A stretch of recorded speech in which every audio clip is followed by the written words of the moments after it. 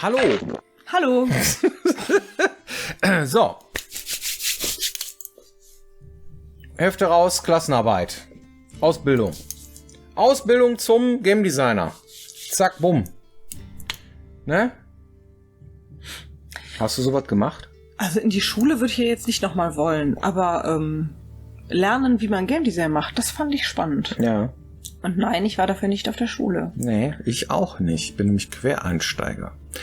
Und naja, das ist eine immer wieder gestellte Frage von euch. Und deswegen beantworten wir das gerne auch nochmal hier. Sie haben es auch in vielen Community-Fragen meistens immer irgendwie hinten rangehängt oder so. Aber wir dachten, wir machen mal eine Sendung darüber, über Games and Education.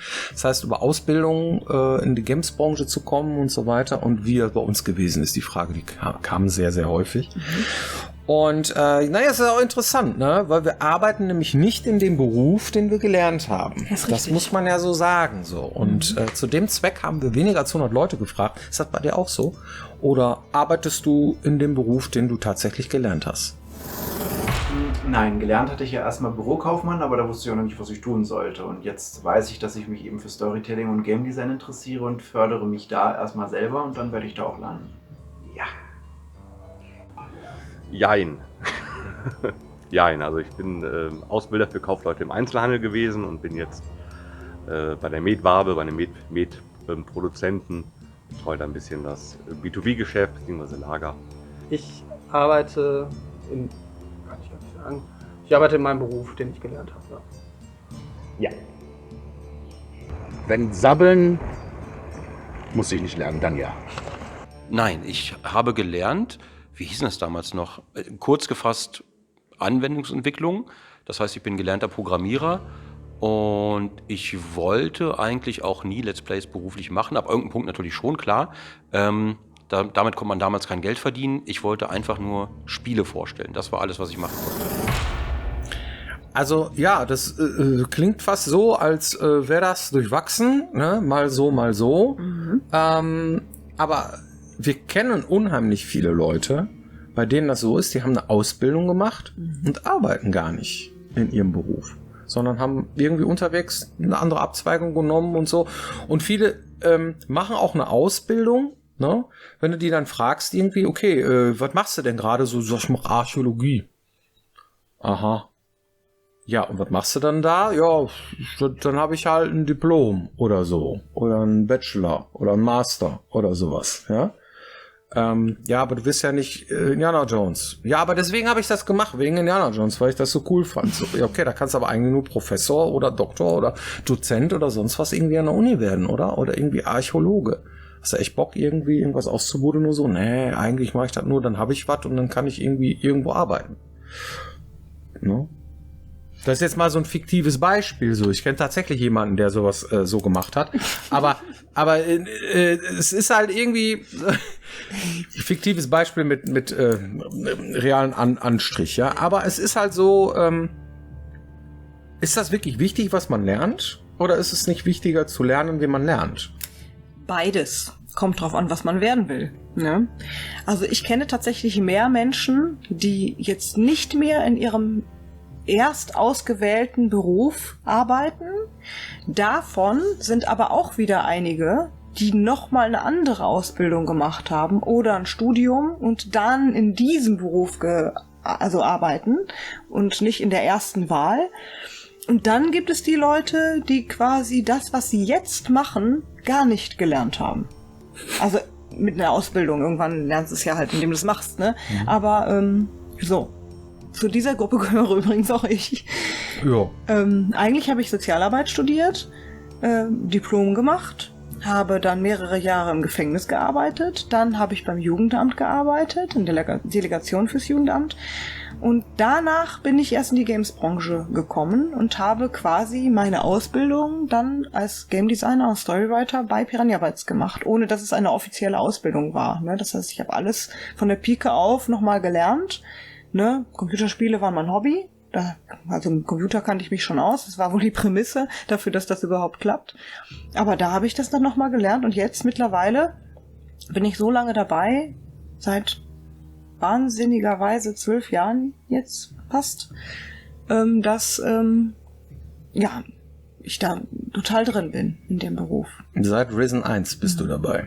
Also möchte ich Ärztin werden, dann muss ich das auch lernen. Mhm. Und das gilt für viele Berufe. Mhm. Aber bei uns? Naja, braucht man denn unbedingt einen Schein, um in die Games-Branche reinzukommen? Genau. Das ist doch die interessante Frage. So, ne? Wir glauben, es wird immer mehr, immer wichtiger, aber es ist noch nicht wichtig. Das ist meine Meinung. Ne? Die interessante Frage ist nicht, hast du den Schein, der belegt, dass du das offensichtlich vielleicht können könntest? Sondern hast du das, was du gemacht hast, kannst du das belegen, genau. Ne? Kannst du das? Kannst du das. Und das musst du belegen. So, ne? Das heißt, du musst irgendwelche Sachen zeigen können, die du schon gemacht hast. Du musst dich damit beschäftigt haben, schon eine ziemlich lange Zeit. Oder zumindest du musst irgendeine Art von Hobbyprojekte oder sonst irgendwas, ne, in der Richtung Games, in der Sparte. Es gibt ja auch verschiedene Berufsbilder, ne, in der Games-Branche. Der Klassiker ist der Game Designer und der Programmierer. Das sind so die bekanntesten. Aber da gibt es noch irgendwie 3D-Modeler, 3D-Artists, ist auch nicht unbekannt. Dann Animateure, das heißt jemand ein Drahtgestell irgendwie animieren, damit es aussieht, als wäre es ein Affe oder ein Mensch oder sowas, ja. Dann gibt es noch irgendwie die Zeichner, die Concept Artists, das heißt, die machen in 2D die, warum grinst du so? Wegen dem Affen. Wegen dem Affen. Sag mal, ne, da kannst du auch einen Affen malen, ne? Also das heißt, du musst halt irgendwie zeichnen, malen können oder irgendwie so. Das heißt, es gibt die Sparte, die Techniker und die Sparte der kreativen Künstler, so, ne? Und beide arbeiten zusammen an demselben Ding. Manchmal gibt es Leute, die beides ein bisschen können, so, ne? Aber es gibt auch sehr viele Spezialisten, die du brauchst, ne? Die tatsächlich nur die künstlerische Sache beherrschen und die beherrschen es auch gut, ne? Die natürlich auch mit Technik zu tun hat, weil man heute wieder mit Tools arbeitet und so, ne? Um solche Sachen zu gewährleisten. Früher hatte man irgendwie ein Tonbandgerät, heute hat man ein Handy oder irgendwelche Kameras oder was weiß ich, um irgendwie Ton aufzunehmen. Irgendwelche Tongeräte und so weiter. Also die Technik, ohne Technik geht's natürlich nicht, ist klar, aber das ist damit nicht gemeint, sondern wie setze ich sie ein? Setze ich sie künstlerisch ein oder setze ich sie technisch ein? Und wenn ich Programmierer bin, dann beschäftige ich mich vornehmlich mit technischen Dingen, so, ne? Und die Ausbildung, die es dann dazu gibt, als Medieninformatiker oder hast du nicht gesehen, die haben immer so einen Querschnitt durch diese kompletten kreativen Dinge und auch die technischen Dinge. Und die Sachen zu können und die drauf zu haben auf eine gewisse Art und Weise, ja, ist notwendig, ja, um überhaupt in die Games-Branche zu kommen. Aber es ist nicht unbedingt zwingend notwendig, dafür einen Schein zu haben, wo drauf steht, dass du es kannst, sondern du musst es tatsächlich irgendwo mal gemacht haben und irgendwie gezeigt haben. Früher, ja. Ja, der Trick ist halt, dass man sich auf eine Sache spezialisiert, die man dann auch tatsächlich macht. Und der Vorteil in unserer Branche ist, gerade wenn es so digital läuft, dass man sich vieles halt auch übers Internet beibringen kann. Absolut. Es gibt für alles Tutorials, es gibt für alles irgendwelche Videos. Programme. Ne? Und das finde ich auch toll am Internet, dass du dich immer informieren kannst. Ne? Pile of Shame gibt's für mich nicht bekanntermaßen. Das heißt, es gibt halt tausende, Millionen Sachen, mit denen man sich beschäftigen kann. Ja, für mich gibt es nur Optionen. So, das ist halt so. Und das Internet ist voll davon, von den Optionen. Man kann sich darin verlieren, völlig klar. Das heißt, Hans Dampf in allen Gassen zu sein, kann als Game Designer hilfreich sein. Nur als Game Designer sagst du anderen Leuten, wie das Spiel aussehen soll. Du musst aber auch selber dazu in der Lage sein, die Dinge, die du von den Leuten, die das Ding bauen sollen, selber zu machen. Ja, das heißt also, du musst ja auch mal den Blaumann anziehen und mal irgendetwas an Dingen oder an Assets fertigen können, ja, um damit andere auf dich hören und sagen irgendwie, ja gut, der weiß wohl, wie es geht, ne, wie man so ein Spiel baut. Da muss man schon so ein bisschen irgendwie. Wie war das denn früher bei uns? Also als ich angefangen habe, hatte ich davon überhaupt keine Ahnung. Ich hatte ein Physikstudium. Irgendwann Ende oder in der Produktionsphase von Gothic 3 war ich dann auch mal Physik- und Chemiestudium scheinfrei und so weiter, musste mich entscheiden, bleibe ich in der Games-Branche oder bleibe ich als Lehrer, also ne, mach mein Dingens hier. Und vorher hatte ich ein Vordiplom gemacht in Maschinenbau. Das hat überhaupt nichts mit Games zu tun oder so. Aber parallel habe ich mich sehr viel mit Games beschäftigt, habe sehr viel gespielt, habe sehr viel Musik komponiert und Dinge gemacht, sehr viel kreative Dinge gemacht. Und diese Symbiose aus diesen beiden Dingen, die hat irgendwie dazu geführt, dass es mich da hingebracht hat, Game Design zu machen und jetzt Games zu machen. So. Das heißt also, das, was ich tue, das muss ich schon irgendwie damit verbinden lassen, dass ich Dinge sehr schnell lernen kann. Das heißt also, ich habe irgendwie ein Tool wie Photoshop oder so, ja. Das bringt mir dann einer bei innerhalb von einer Stunde und sagt irgendwie, da musst du das und das machen, um dieses Ergebnis zu erzielen. Und das muss ich dann auch ziemlich schnell hinkriegen und mich dann mal mit beschäftigt haben. So. Ja. Ein stimmiges Portfolio, würde ich dazu sagen. Ja. Ne, das ist dann notwendig, um sich vernünftig zu bewerben. Ja. Egal wo in der Games-Branche. Und dann hat man auch noch Chancen, wenn man belegen kann, dass man das drauf hat. Ist das nicht brotlose Kunst? Ist das nicht mittlerweile überlaufen? Ist oft gefragt worden. Ne? Lohnt sich das überhaupt? Sollten wir das alle genauso machen, wie ihr das früher gemacht habt? Und wir würden sagen, nein, eher nicht. Ja, aber weil es war Zufall und wir hatten Glück und es gab noch nicht so viele. Aber es gibt auch noch nicht so viele, die Games machen. Die Games-Branche gewächst und es gibt immer mehr Möglichkeiten, immer mehr Leute, die spielen und so weiter. Ja.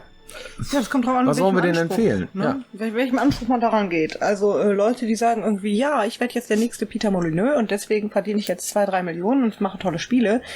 Weil das, was ich mache, ist geil. Sollte vielleicht doch nochmal drüber nachdenken. Oder sich zumindest mal mit anderen absprechen. Also gerade im Bereich Programmierung oder sowas. Gute Programmierer werden immer gesucht. Man muss sich aber auch darüber im Klaren sein, dass zum Beispiel im Bereich Programmierung in der freien Wirtschaft Leute bei irgendwelchen Konzernen mehr verdienen als Programmierer als in der Games-Branche. Das heißt, wenn man in der Games-Branche Programmierer ist, dann macht man das auch schon ein bisschen aus Leidenschaft, ne? Und nicht, weil man da irgendwie am meisten verdienen würde. Und in den anderen Bereichen ist es im Grunde genommen ja auch ein bisschen ähnlich, ne? Also die meisten Computerspieler irgendwie, Computerspieleentwickler machen das aus Liebe zum Spiel. Hier ist in der Club auf Amazon Music. Computer aus! Da nennt man das blöde Ding mal nicht Alexa.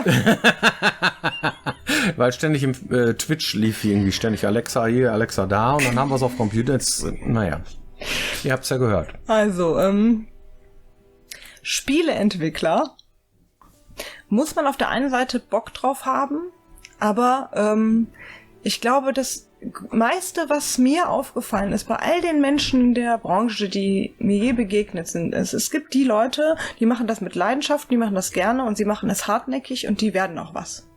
Und dann gibt es die Leute, die machen etwas aufgrund des schnellen Geldes, aufgrund des schnellen Erfolges oder sie machen es vielleicht gar nicht so gerne oder sie haben, und das kommt am häufigsten vor, nicht wirklich durchdacht, wie man das Ganze in der Realität umsetzen kann.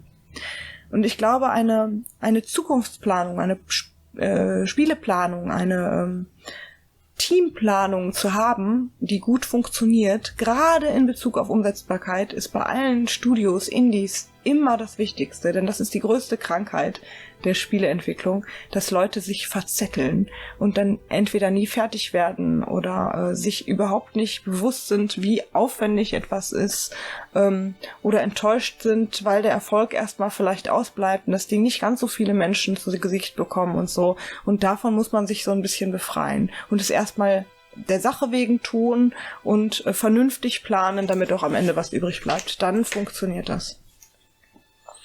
Ja, die härteste Währung ist Leidenschaft, sage ich immer. Das heißt, man muss die Leidenschaft entwickeln für das, was man da tut und so. Und wenn ihr dafür brennt, dann habt ihr auch eine Chance. So sieht das aus. Ja. Hast du eine Community-Frage? Sag mal. Ja. Und das mit dem Brennen, ganz wichtig. Das funktioniert auch ohne Crunchen. Ja. Ja. Ja. Das darf nämlich auch nicht sein. Nein. So, eine wunderschöne Überleitung, nämlich gar keine.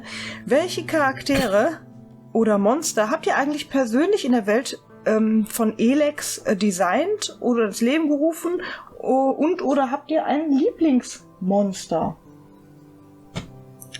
Wie war die erste Frage? Hast du selbst eins designt bei Elex? Ein Monster? Ja, ich habe alle designt.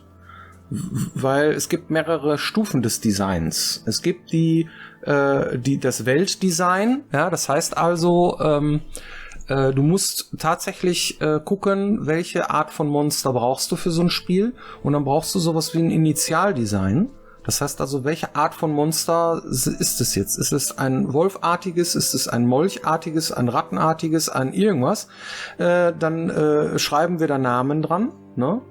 Und dann werden die ganzen Sachen irgendwie festgezurrt, welche Tagesabläufe die haben, in welche Länder sie gehören, in welche Gegenden man die irgendwie wild laufen lassen kann, dass es plausibel wirkt, ne? Und halt zu welcher Fraktion gehören die vornehmlich, das heißt also zu welchen Gilden passen die ganz gut, vielleicht als Schoßhund oder vielleicht als Bedrohung, wogegen die kämpfen müssen, ja. Das heißt also, jemand mit vornehmlich Fernkampf braucht auch Viecher, die irgendwie eine Bedrohung sind, die auch Fernkampf können oder sowas, ne?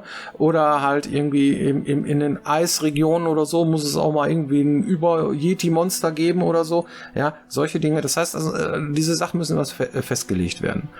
Dann wird das Ganze in einem Designdokument geschrieben, ne? Mit den entsprechenden Referenzen aus dem Internet. Das heißt, so wie ich mir ein Monster vorstelle, gibt es dann Referenzen, die ich dann raussuche. Ne? Da hatte ich auch sehr viel Hilfe aus der Story-Abteilung. Ne? Und Harry und Amadeus, die haben dann die ganzen Sachen rausgesucht, wie so ein Monster aussehen könnte, ne? Für einige der Monster. Und den Rest, den haben wir dann im Grunde genommen dann der Figurenabteilung gegeben. Die haben dann darüber geguckt, ob die Sachen überhaupt umsetzbar sind, haben es dann durchgeplant und haben dann angefangen, die Sachen zu konzepten. Das heißt, dann geht der Designprozess weiter in die nächste. Wie sieht es denn jetzt konkret aus? Wie es ungefähr aussehen soll, haben wir anhand von Referenzmaterial, meistens immer so 5 Bilder oder so, ne, so, irgendwie eine Mischung daraus und dann als Gedankenanstoß sozusagen, als Initial Gedanke und dann gibt es Konzepter, die dann die konkrete Ausarbeitung von dem Ding machen. Dann kommt der nächste, der ein Proxy-Mesh dafür baut. Das heißt also, der anfänglich irgendwie wie die Proportionen, wie die Größenverhältnisse sind, wie groß sie im Vergleich zum Menschen sind oder in der Welt sein sollen. Dann gibt es den nächsten Schritt, der gemacht wird. Irgendwie, es wird ein High-Poly-Mesh davon gebaut. No, das heißt also, die ganzen Details, irgendwie die Federn oder der Schnabel und so weiter, wird dann konkret gebaut. Und dann kommt dann die Tapete drauf, die Textur mit Materialien und hast du nicht gesehen. Und später dann noch wird das Gittergestell, was da drin ist, irgendwie, also das Skelett, dazu animiert, wie dieses Monster sich bewegt. Das heißt, das ist ein großer, langer Prozess. Später gibt es noch eine AI, die dann da drauf kommt. Das heißt, dieses Monster muss sich ja auch irgendwie verhalten. Das heißt also, ob es jetzt irgendwie sich clever bewegt oder irgendwie ausweicht und macht und tut, ist wieder eine andere Abteilung, die sich darum kümmert und wieder jemand anders, nämlich zurückkommt wieder zur Story-Abteilung, wo es jetzt tatsächlich konkret lebt, wo es hingeplaced wird, welche Tagesabläufe es hat, wie stark es wirklich ist, wie viel Werte da dran stecken und so und was über diese legendären Monster dann tatsächlich in der Geschichte erzählt wird und welche Rolle sie einnehmen und. Das heißt, ein Monster-Design, ne, ist ein sehr komplexer Vorgang. Und was ist dein Lieblingsmonster? Ich hätte jetzt fast gesagt, ich habe keins, aber das, was ich auf jeden Fall cool fand, weil es mal was anderes war bei Elex, das war der Kolossus-Robot. Das heißt, der Kampfkoloss. Ne, weil wir das erste Mal sowas wie einen Roboter gebaut haben und das fand ich dann schon sehr interessant. Mhm. Ja. Ja, ich mochte auch einige Gegenden, wo halt so Mutantenlager war, weil es so schön gruselig gemacht wurde. Ja. Ich mochte aber auch sehr gerne die Drohne, weil es ein Flieger ist und ich mag das und weil er schießen kann und das finde ich spannend und er ist irgendwie trotzdem niedlich. Ja, stimmt. Das finde ich auch gut. Ja. Gut, hoffentlich hat das die Frage beantwortet und wir sehen uns dann hoffentlich nächste Woche wieder hier, wenn es heißt Piranha-Welten TV. Bis dann. Macht's gut.